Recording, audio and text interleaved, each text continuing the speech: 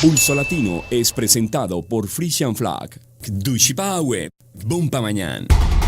Esto es Pulso Latino con Alejandra Forero.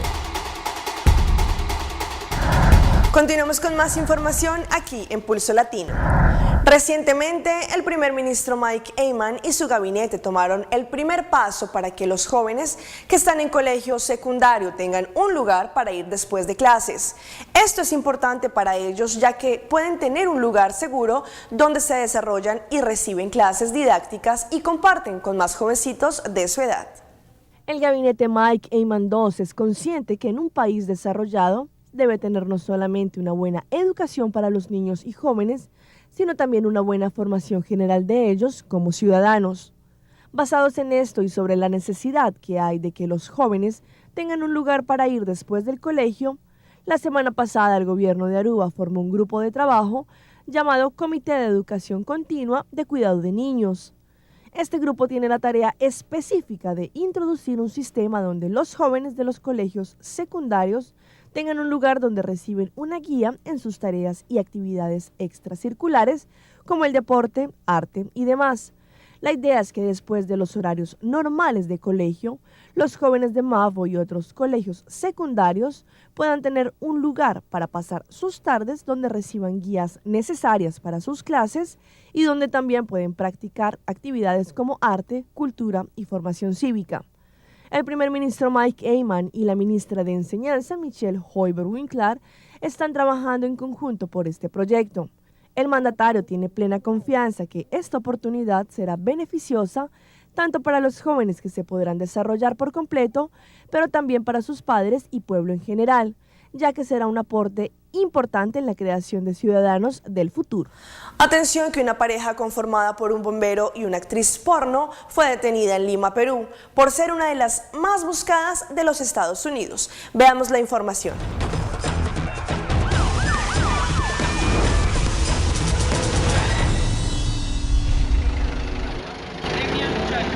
Son los instantes de la captura de la pareja bautizada como Bonnie and Clyde.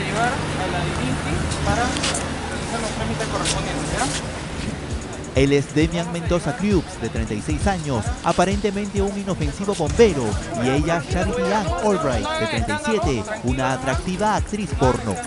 Vamos a ir a la oficina para ver... No se preocupe, Vamos a ir a una oficina. Pero en realidad se dedicaban, según la policía, a abastecer de droga al condado de Oakland, en el estado de Michigan, en los Estados Unidos. Tras seguirle los pasos por las calles miraflorinas, la policía los intervino en las inmediaciones de la Huaca Puyana cuando caminaban despreocupados paseando a su perro.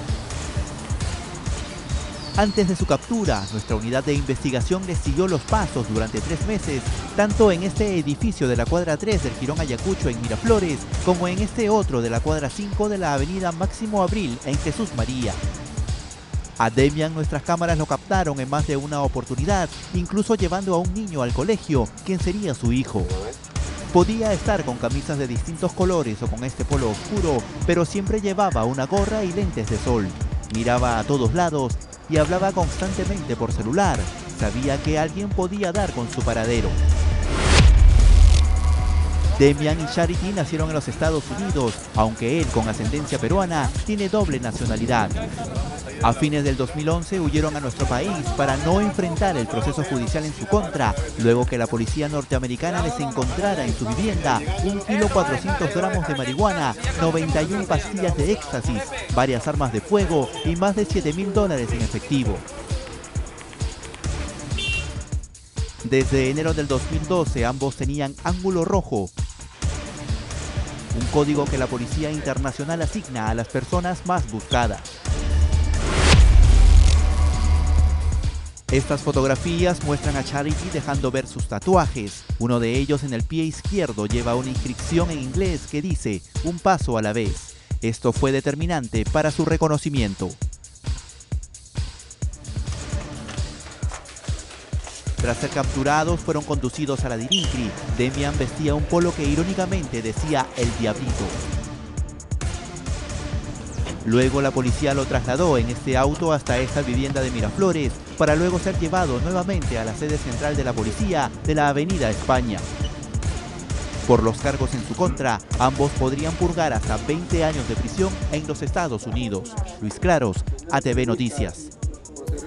En Perú, la comunidad continúa tomando justicia por sus propios medios. Los castigos por las rondas urbanas de Cajamarca en este país se vuelven cada vez más severos.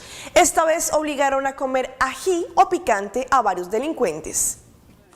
Esta vez el castigo no solo fue a punta de latigazos, hartos de sus fechorías, obligaron a que estos delincuentes coman rocoto. Es así que las rondas urbanas capturaron a estos malhechores que habían asaltado un camión que transportaba leche y cuyo conductor se encontraba postrado en una cama tras quedar herido de bala en una pierna. Los ejercicios físicos tampoco fueron ajenos durante este castigo que se realizó en plena lluvia. Para sorpresa de muchos, uno de los ladrones sería hermano de Luis Quirós Romero, alcalde del distrito de Namora.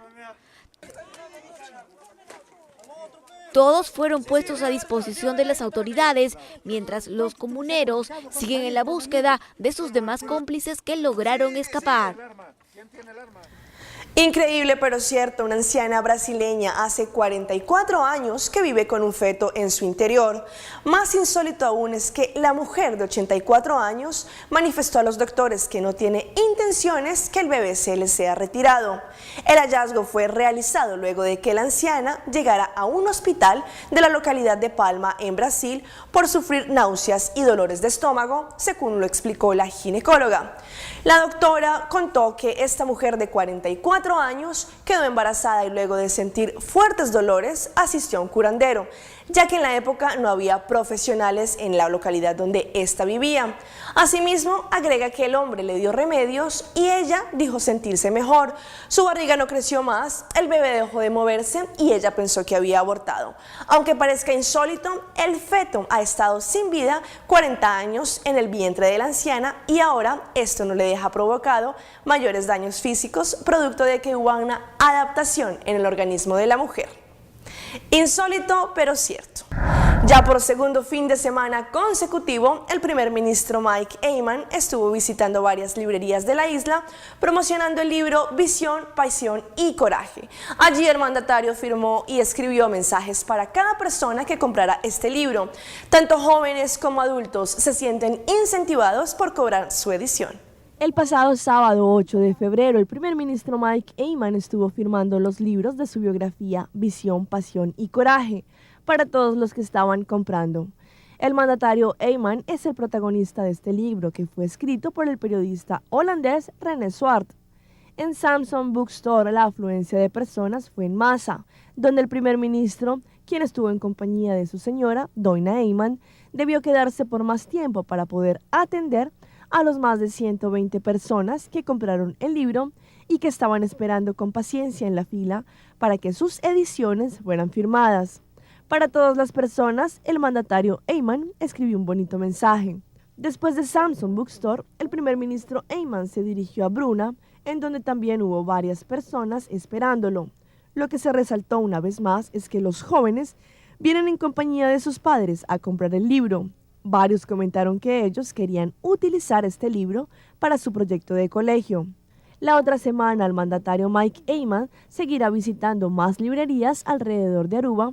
Este fin de semana estará en San Nicolás y cabe resaltar que los fondos de estas ventas serán destinadas a Imelda Hoff. En Medellín, miles de personas salieron a las calles para celebrar el segundo año del Día Sin Pantalones, sumándose así a un movimiento mundial por la libertad de expresión. Hacia las 2 de la tarde, cientos de personas empezaron a llegar al punto de encuentro ubicado en el sur de la ciudad para ser parte de la celebración del Día Sin Pantalones. A través de las redes sociales empezamos la iniciativa de Sin Pantalones Medellín. En el evento oficial de Facebook dieron a asistir 77.000. Obviamente es una cifra muy errónea, pero esperamos entre 3.000 y 7.000 personas esta vez.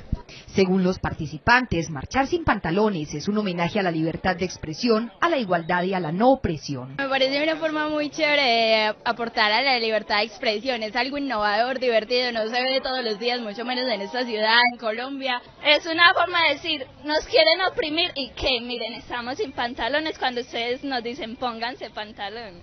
Participantes como Alicia Gómez aseguraron que es mejor vivir sin pantalones. Por la libertad de expresión, por la causa del que debemos de ser y borrar lo que está aprendido, lo que es malo, todo eso. Yo creo que la ropa antes sobra. Es la causa, me gusta la causa. Alrededor de 3.000 personas hicieron parte del evento que por un día le permitió a la comunidad caminar por Medellín sin pantalones. Y finalizamos nuestra misión de hoy con la elección de la reina juvenil del Carnaval 60, que quedó en manos de Dana Arens. Cada participante dio lo mejor de sí en sus presentaciones, pero al final Dana captó a los jurados con su participación representando a TOB Carnival Group. El reinado juvenil se llevó a cabo este fin de semana con una gran acogida por parte de la comunidad, quienes estaban alentando a su candidata de preferencia.